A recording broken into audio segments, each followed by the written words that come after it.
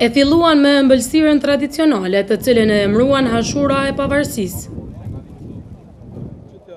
Myhybët dhe shehlerët e teqes së madhe autoqefale ballkanike në Gjakov, në ditën e festës që shënon 6 vjetorin e shtetit të Kosovës, kishin përgatitur këtë ëmbëlsirë, që simbolizon jo vetëm traditën, por që kjo festë të shkojë gjithmonë mirë dhe me ëmbëlsi, tha Shej Musa Shehu. Ashurët manifestohen edhe festave tjera fetare që i kemi ne, mirë po me theks veçantë.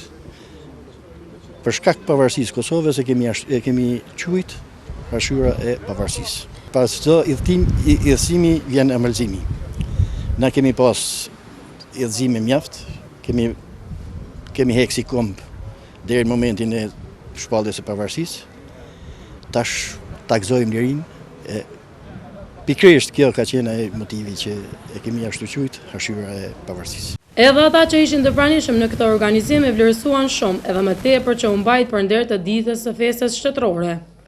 Për pavarësinë e Kosovës është kënaqësi me qenë në Gjakov dhe me festu. Ndoshta për krejt qyteteve të Kosovës vendi më meritor dhe ku njerëzit kanë arsye që të festojnë për pavarësinë dhe lirinë e Kosovës është Gjakova.